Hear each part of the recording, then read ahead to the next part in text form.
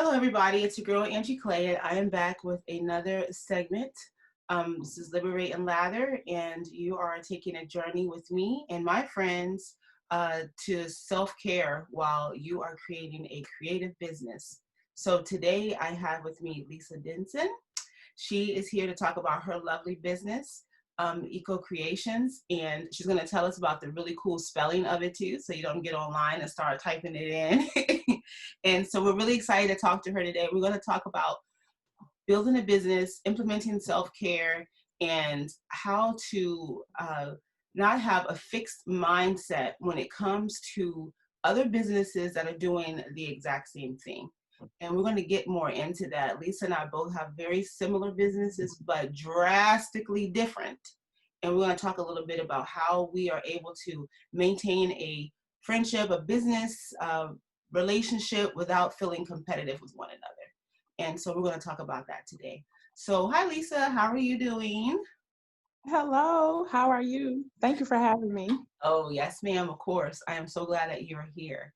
So when we get started with our interviews, we really start off like a little journaling prompt, because that's one of the things with self-care that I just preach about all the time, is using journaling as a modality for self-care. And so today's prompt is head held high. So when you hear that phrase, what is the first thing that comes to your mind? So, head held high, to me, that means like, regardless of what's going on around you, no matter what your circumstances are, you still keep your head up high and know that you're putting your best foot forward. And as long as you're doing that, everything else will fall into place. Like, I love that, head held high. That's like a mantra that we should incorporate in our everyday. Mm-hmm. Well, very good. You see, look at that. Do you have a journal? I do have a journal. It's got a lot of blank pages in it. I'm not as consistent as I would like to be. Uh-huh. Um, I've done it for probably like 45 days straight. And then it's like once I reach the end of a challenge or something, like it's like life happens and throws me off. And then it's like, oh, I'll get back to it tomorrow. And then it's a couple of tomorrows before I pick it back up. Mm-hmm. So I am going to get better with that. Okay, we'll have to give you some of our journaling prompts. See, look at that. You already you're already 2 steps ahead of the game. Awesome. Well, so let's go ahead and get started. So tell us a little bit about your business and like how did you get it started? Tell us the inside scoop. Okay, so Eco Creation started with me and my daughter. It literally started as a hobby. She was about 8 years old and she was super creative. She was being homeschooled and she wanted to learn how to make jewelry. And so we took some jewelry classes, and then we already had a nonprofit at the time called Team Green. So we were super eco-friendly just as a family in general. So I wanted to like mesh the two together. So we started with like denim and like repurposing denim. We would get old jeans and cut them up, and she would turn them into like scrapbook covers and make earrings out of them. And then she took the formal classes. She learned how to bead, and we learned how to do stitching. That was the very first thing that she learned. And it just began to be a way that we bonded as mother and daughter. And family and friends started to see the things that we were creating. And they were like, hey, like, can you sell this to me? Can you make this for me? And so it was like the entrepreneur that was deep inside of me was like, hey, why don't we turn this into a business? And that's kind of how Eco Creations was formed. Okay, nice. So tell us a little bit about Eco Creations. Like what do you sell? Okay, so we create handmade jewelry.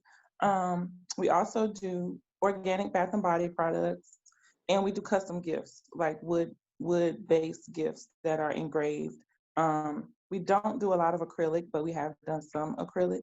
But it's mostly wood, recycled metal, repurposed leather. We partner with garment and upholstery factories, and we get their remnants from the leather. And so that allows us to create really unique pieces of jewelry because it's limited, because we only have like what they sell us, or we buy it by the pound. So instead of going to like the leather hide store and buying these big old brand new hides, we get the scraps that the upholstery and the garment factories have left over and turn them into wearable art. I'm also a metalsmith, and I use recycled metals. I only work with suppliers that recycle their metals, and they like get the metal from the plumbers or wherever like the bigger pieces are being used, like trays or like for silver, like the trays and all of that. They get that metal and they mill it down and they turn it into wire and sheet that we can use for jewelry. And it's funny because it's a little more pricey to purchase those supplies, which is crazy to me, right? Because it's already been out there, but it's because they have to go through that process to change it from what it was to what it is so that we can still use it. Mm-hmm. Yeah, and it seems like, you can correct me if I'm wrong, because a lot of those things are, you have to learn it as a craft to get something, Mm-hmm. recycle it, break it back down to make it usable again. And Mm-hmm. so naturally the cost would be a little bit higher. But based on your business mantra, if a lot of people did that, then the price would go down, because more people, like if more people were more eco-friendly, right, and say, oh, Mm-hmm. we should recycle and do those types of things, that more people would learn the craft. So that, Right. It would be like second nature. Like it would just be like a way of life, and it wouldn't be this small segment of people that are trying to make a difference, and the impact would be larger too. hmm yeah, I'm just learning something new today, and I've known you for a minute here, and I'm like, wow. Just my mind's like, wow, that makes sense. So amazing. So tell me, how did you have to pivot, like during um the whole, like, I know COVID is still here, but like the Mhm. initial, like, kind of like explosion of it. How did you have to pivot with your business? Absolutely. Like for us, most of our business was with other businesses. We would create private label and wholesale products for other small businesses. And so when COVID happened, those other businesses were brick and mortar. So they shut down. So then I started to realize what part of my business I had been neglecting, which was the retail side. And it was like, okay, let us pivot and shift to retail and nurture them. And what that was a lesson for me, because what it taught me was I have to like really nurture both sides of my business model in times like this, so that because if that had happened and I had already done that when the pandemic took place and the shutdown happened, there wouldn't have been like a gap in our revenue. Whereas I had to build it back up. But it's been great. Like we've made more connections. And it's like the retail side is doing really well now. And now the brick and mortar stores are opening back up. So those wholesale and private label orders are coming in too. So it's made us more of a sustainable business. Like no matter what happens, we can still stand fast. hmm Head held high. Right. Well, that's really great. That's really awesome to hear a lot of these success stories and people taking the time to pivot instead of laying down and saying, woe is me. Right. And so that has been a saving factor in your business. Because there are some people that decided to wallow. And, it's like that was a detriment of their business. It wasn't so much of the pandemic, but it was their mindset. And because of their mindset, their business flopped or it dropped like almost to nothing. And they had to build it all the way back up. Now that the world is starting to open back up a little, it's still a little scary for me. Like I've yet to sit down in a restaurant and have dinner. hmm Right. Yeah, totally. Totally. I get that. Me either. I'm like, um, so that was great, because the next question I have with you is like, I want to talk about mindset. And so I talk about wellness keys, and two of the keys of wellness that leads to a really well-rounded self-care is occupational and emotional. Occupational, that is like really loving your job and loving what you're doing. And so I can hear that in your story. You started something with your daughter and you've built it, changed it up. Like it's like clay. It's just keep moving and squishing the parts together until you turn into something beautiful. And then emotional. Today I really want to talk about emotional, because that emotional piece in business, and when we think about emotion, we think about, oh, talking about feelings or woo woo, but really emotional also talks about emotional intelligence. And you really need that within mindset, because we can have the fixed mindset where it's like always thinking in lack, or the growth mindset of believing like, there's just more there's room for everybody. Mm-hmm. So how do you implement mindset, like having a good mindset in your business? Okay. Well, I will say this, like I start every single day with meditation. Like, and I can tell, like, if I missed it, I'm off. Like, I can tell, like, right away. But it's really about setting those affirmations and implementing them into my core values of my business. Like, it has to become a part of me. Like, it can't just be something that I do every once in a while. Like, it's something that I have to actually live. And there are moments like where we get discouraged and we get frustrated, but we have to remind ourselves, like, I'm not doing all of this hard work for nothing, and remind ourselves that no matter what happens, we are enough to make those things like come to fruition. And I think that that's been the biggest thing, because there are, like, you can have head trash that will abort your mission before it even gets started. Like, if you don't have the right headspace, like there's no way, you'll never get out of the starting block. Like, so in order to be successful, you have to constantly remind yourself, yes, there are going to be challenges. Yes, I am going to have obstacles, but I have enough inside of me to get over them. And Hmm. I think that's the biggest piece of it. Very good. Yeah, because we're all more similar and connected than we realize. And when growing a business, and the reason why I really wanted to talk to you, because I had an incident with my business where one business I was assisting for private, well, wholesale, felt like we were competition. And so I was so eager with helping this. I was so excited. I had all these dreams of like, oh, this is how I could really help this business grow, blah, blah, blah. But all of a sudden it became like, oh, we're competitors. And so that made me really think about, this is a great topic, because I was like, Lisa and I, we talk all the time about our businesses, we exchange ideas, and we go off and we do something totally different. If you put our business side by side, it is, we're about freedom and like taking a journey within, but at the Mhm. same time, like we're drastically different.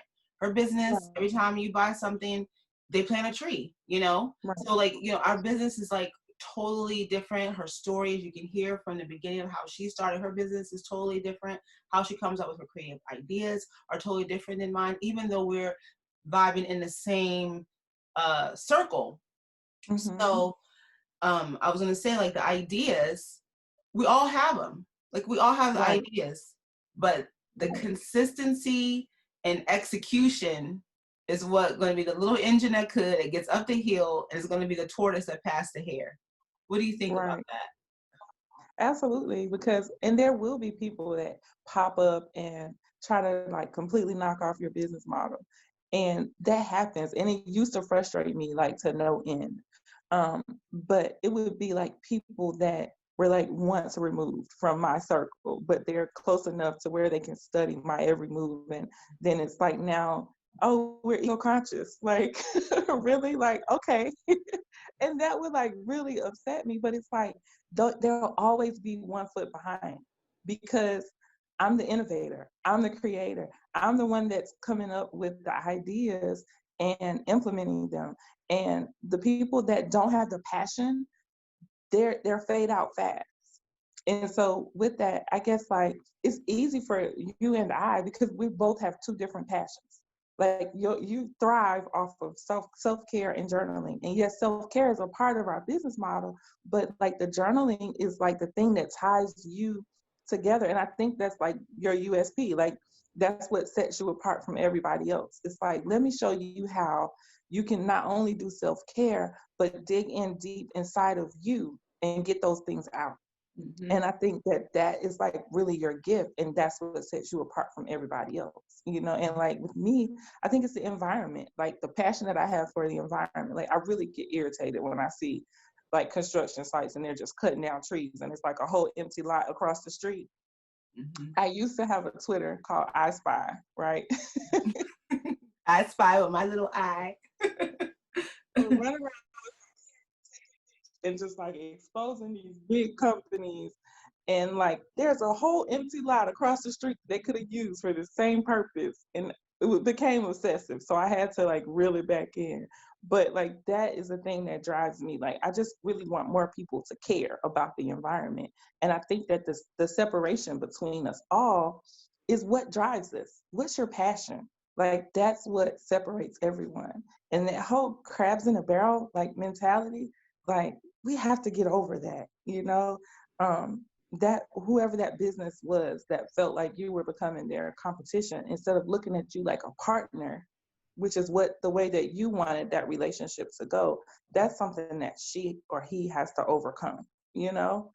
Like, and I think that's the easiest way to break that down. Yes, because I was thinking, we're happy when we're pure into our own passions, and wonderful things start to happen. We start to execute all these things, and when you execute your goals, it leads to like your dreams coming true. So then you have to ask yourself, before you go and knock someone else's business, why would you want to destroy someone else's dream? Mm-hmm. So it's Right. like, you're trying to do your dream and live it, like, yay. So Right. don't turn around and tell somebody else, well, you're competition to me. Because if Walmart felt like that with against all these other giant, with Target, Mm-hmm. Walmart and Amazon, like those guys are like, But it's everybody like they is doing their understand, thing. like they have their, like, everybody has their own purpose. Like, everybody has their own niche. It's so many people in the world. Even if we just narrow it down to the United States, there's so many people in this country that, like, there's no way we can reach them all. Like, no matter how awesome our business is and how much we want it to grow, there's no way that one business can reach them all. And so I Mhm, think it's just understanding that there's enough for everybody, you know? mhm. And that was what I really appreciated when I went to Ghana. It was like everybody was an entrepreneur. Everybody had their Yeah. slice of a business, and it was thriving. The Wow. giant box stores are like, one time we were traveling, and I think we went to like, it was California, like LA or somewhere, Southern California. And I was like, I just stopped for a second. I was like, we're on vacation going to the same box stores that we went to in Washington, just in a Right. different town. Like, and I was just like, this is like, at that point, it was like, it was no longer fun. Because I was like, what? Right. Yeah, because Cookie and cutter that's my thing vacation. too. Like, I want to get off the beaten path. Like, everywhere I go, I'll try to find something that's different. I look for breweries in every city that I visit, and there's so many. Like, that's my thing. Like, craft beer is my thing, and so I dig in and I find them wherever I am. And it's like, sometimes it's off the beaten path, and it'll lead me to like most of them are in like artistic districts. And so I like the little eclectic mom and pop shops where you feel like what drives them. Like, that this isn't just something they put up because they thought it would be profitable. Like, they put blood, sweat, and tears into it, and you can feel that energy when you come into the place. Like, that's what I look for. And I agree. Like, I would hate to go to a Walmart in another city, like, especially on vacation. Like, Yeah, let's do something else. yeah, exactly. Like, other little small businesses. And I guess that's why I was attracted to reading like Little House on the Prairie and like bartering. And like, I don't know what it is about that, but it just seems like it was just simple, and everybody had a little share in something. You could feel useful. Yeah. Mhm. Awesome. So when you were building your business, because a lot of times people make these choices because of fear, and this individual that I had to deal with is probably really is fear. 'Cause the Mhm. problem was like research. So everyone research before you go and start to have a relationship with the business, like research. And on my end too, I didn't really do research. I was just delighted to help someone else in a small town along with me to build their business. I really didn't care. We're in the same town, but because my goals are way different than where I'm trying to pivot my business. So, but if you have some fear, I would suggest studying different businesses. If you want to go work with Lisa Wholesale, like interview her, like get on her website, see what she's about. So I think Mhm. fear came in when this individual didn't realize, not like I am like all that in a bag of chips, but I think she realized like how intricate and deeply rooted my business is in this Yeah. town, right? Okay. So I think was fear. So with you, was there like fear that was presented to you or came up for you when you were building your business? What was it? Absolutely. I think it was just like fear of the unknown. Because it's like I'm one of those people where it's like all or nothing, you know? So I went all in and it was like, uh-oh, so it's kind of like the horse before the cart. And then I had to, as I gained more knowledge, it's like I had to go back and fix things. And I'm still fixing things. And I think that's an ongoing process. But the fear of the unknown, because this is your livelihood, and you still have to, like, I have kids, so I have to make sure that everything is taken care of. And so the fear of, like, what if this doesn't work? And I had to overcome that, because that goes back to that mindset of lack, like, of not having enough. And so once I overcame that, it was like things started falling into place. It's crazy how much a shift in your mindset really changes the whole outcome of each and every day. Because if I wake up and I'm in a funk and I don't shake it off, it's like flatline, like no engagement. It's almost like, regardless of how happy the post is, it's like my energy is still on it, and it doesn't go anywhere.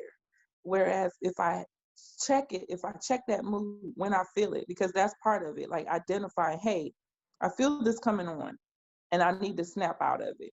And then doing whatever it is, if it's a walk, just getting some fresh air, change of scenery, taking a drive, whatever it is, do whatever I need to do to get out of it as soon as I identify it and not sit in it. And I think that has been the biggest shift for me.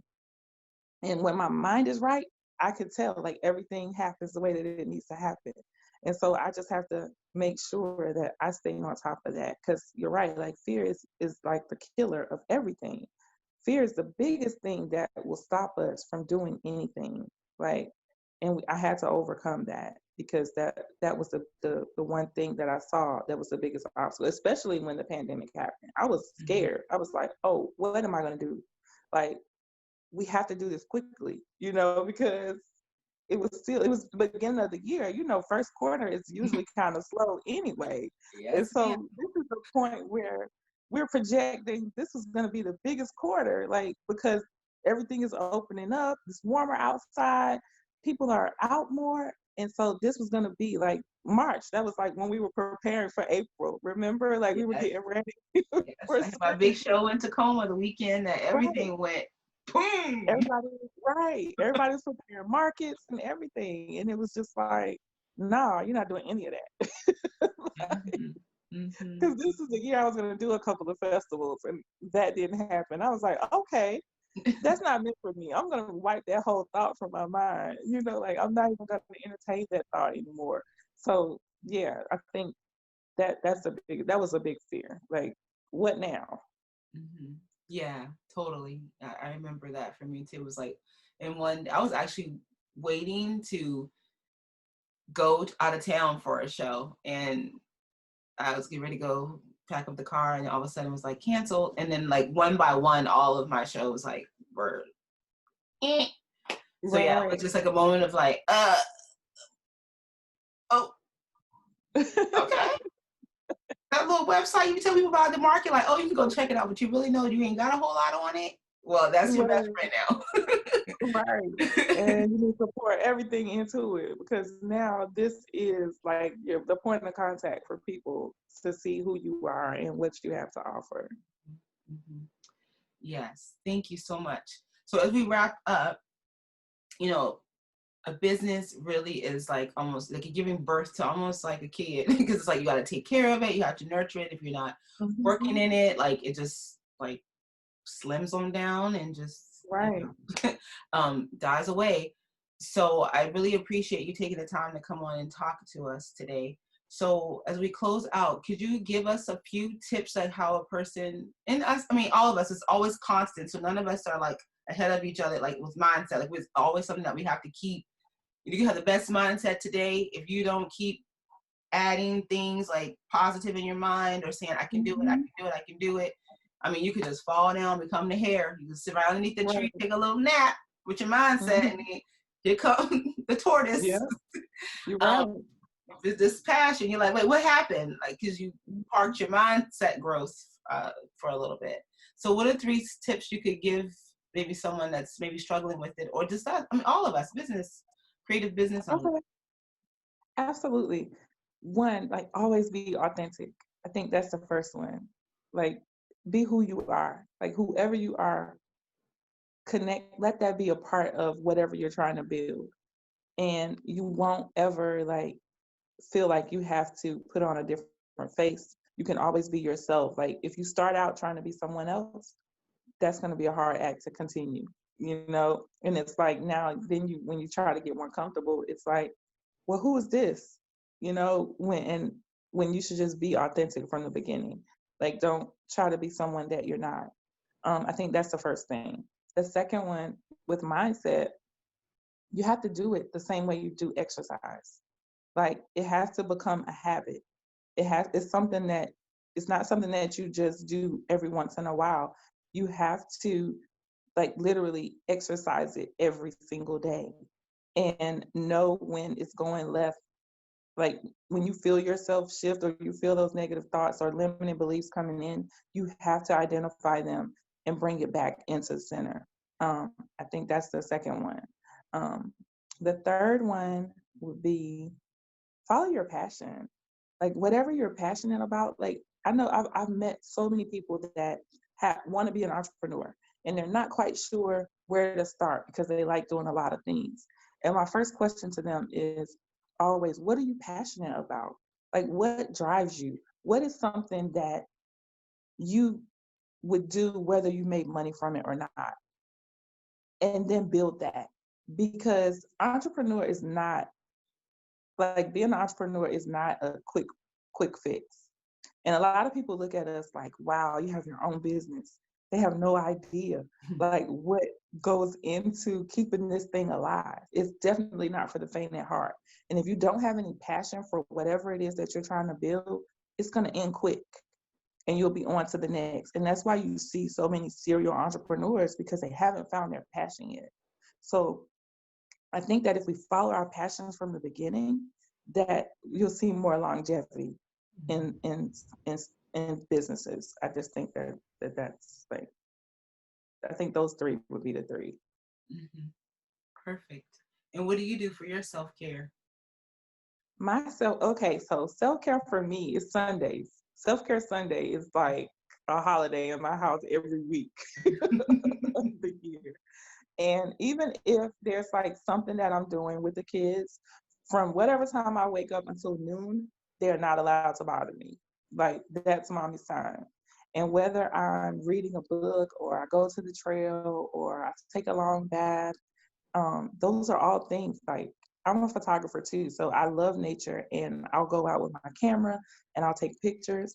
Some of them never get edited because that's not fun for me. The fun part is taking the pictures, you know? And so it's just like being out and capturing those moments and having them when I do decide to edit them, they're there. I think that those are the main ways that I do self-care. Mm-hmm. Yeah. See, look, I'm already an entrepreneur. I'm like, look, there it is. You can be a professional editor. Like for photographers who hate doing that part, because we all have our own gifts, even within our own thing that we're doing, you know? Yeah, absolutely. I hate editing pictures. And I think that's part of like the thing that stopped me from doing it as a profession because it started out as a hobby. And you know how it is, like you start a hobby and then people see you doing it well and it's like, hey, can you do this for me? And before I knew it, I was like shooting graduation parties. I didn't even have a business card. Like, like and then I was on this platform where people could like book me. And it was just like, I'm done with this. I just want to take pictures for fun. I don't need another hustle, you know? It's like, I Yeah. think we all need a hobby. Like that's so important. Like you just need a hobby that you do to decompress. Don't feel like everything has to be turned into something monetary. Right. Yes. Yes, that is great for us to end on. So, regardless of how many people are in your industry, there's always space. There's always something that you can always carve out if you need to make yourself unique and position yourself in a way that stands out for someone else. Hey, you maybe hear this today and say, you know what? I am so good at editing photos. You know what? I didn't even think of that. Genius. And then, Right. uh, you started this wonderful Absolutely. business, right? So, And call me because I have a whole bunch of them. oh, there you go. You got your first client right there. So, Lisa, tell us how people can get in touch with you, or if that person's ready to start their business. Absolutely. So for Eco Creations, so it's in the process of changing to just Eco. Right now, we are at Eco Creations on all social media platforms, and the website is shopeconow.com. But yeah, we're dropping creations because, like I said, that started when she was 7 or 8, and so I realized that that's really hard to market. So it's just going to be eco, and it still has the same message. We're still rooted in the trees and the environment, and we're a lifestyle brand, And so, yeah, so I'm Lisa Denson on Facebook and LinkedIn, and I think that's it. And then It is Eco with the K, correct?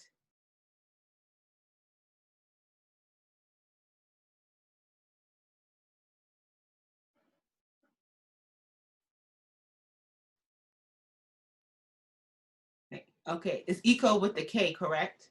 yes, Okay. EKO. Okay, great. Just in case you go and start putting ECO, because Lisa is different. Oh yeah, She threw a K up right. in there. See, unique selling proposition. Okay. So thank you all for tuning in. We really appreciate it. If anything with this interview today resonated with you, please reach out and let us know. Lisa would love to hear from you. I would love to hear from you. Definitely, if you're interested in journaling prompts, you can head over to liberateandlather.com and just click on the journaling section. You can sign up. Journaling prompts come to your inbox once a month, and you definitely can I'm find us. gonna have to do that. Yes, Lisa. All right, you guys. Check in with her to see if she got her journaling prompts. So on all handles, you can find us at Liberate and Lather. So have a great day, and everything you need for links will be in the show notes, and we'll see you soon. Thank you. Bye. Bye. Thank you.